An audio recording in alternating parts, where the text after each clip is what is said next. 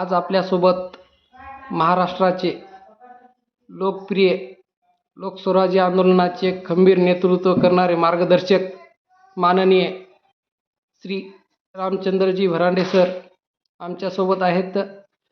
जे आता चालू असलेल्या लातूरच्या शैक्षणिक विद्यालय नवोदय विद्यालयातील घटनेच्या अनुषंगाने मशाल यात्रेची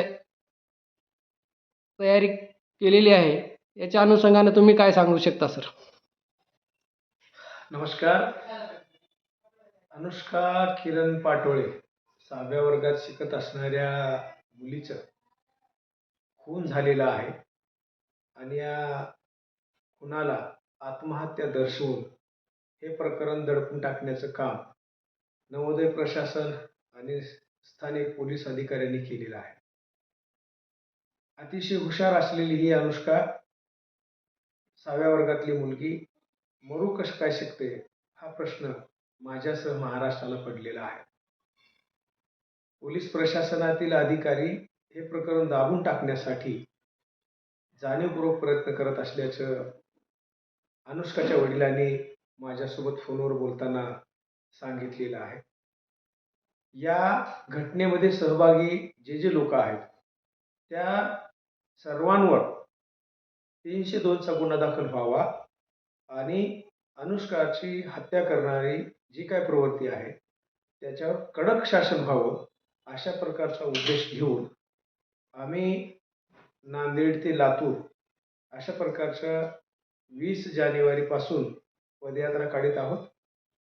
नांदेड, लातूर, उस्मानाबाद, बीड आसपासच्या सर्व शिक्षणप्रेमी जनता, जागरूक पालक, विद्यार्थी, संघटनांचे पदाधिकारी या सर्वांना माझं नम्र निवेदन आहे या पदयात्रेमध्ये आणि 25 जानेवारी रोजी आयोजित लातूर येथील मशाल मोर्चामध्ये बहुसंख्येनं सहभागी व्हावं, जेणेकरून येणाऱ्या काळामध्ये अनुष्का कुठल्याही जिल्ह्यामध्ये घडू नये, अनुष्काची हत्या होऊ नये आणि कोवळं बाळ या जातीवादी प्रवृत्तीच्या षड्यंत्राला बळी पडू नये या उद्देशानं या मोर्चाचं आणि पदयात्रेचं आयोजन करण्यात आलेलं आहे.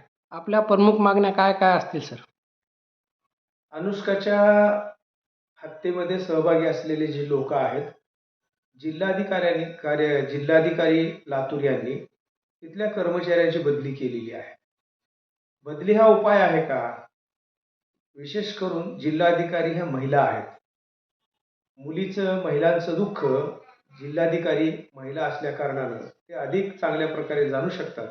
परंतु या प्रकरणामध्ये सहभागी असलेल्या लोकांना पाठीशी घालण्याचं काम जिल्हा प्रशासनाकडून झाल्याचं या ठिकाणी बोलल्या जात आहे आणि म्हणून जे लोक सहभागी आहेत त्या सहभागी सर्व लोकांची कडक चौकशी करून त्यांच्यावर कठोर कारवाई करण्यात यावी अशा प्रकारची मागणी या ठिकाणी आम्ही करत आहोत. निश्चितपणानं येणाऱ्या काळामध्ये अनुष्का पाटोळेच्या मारेकऱ्यांना कठोर शासन करण्यात यावं आणि अनुष्काला न्याय देण्यात यावं यासाठी महाराष्ट्रातले स्वाभिमानी समाज बांधव मोठ्या ताकदीनं रस्त्यावर येतील.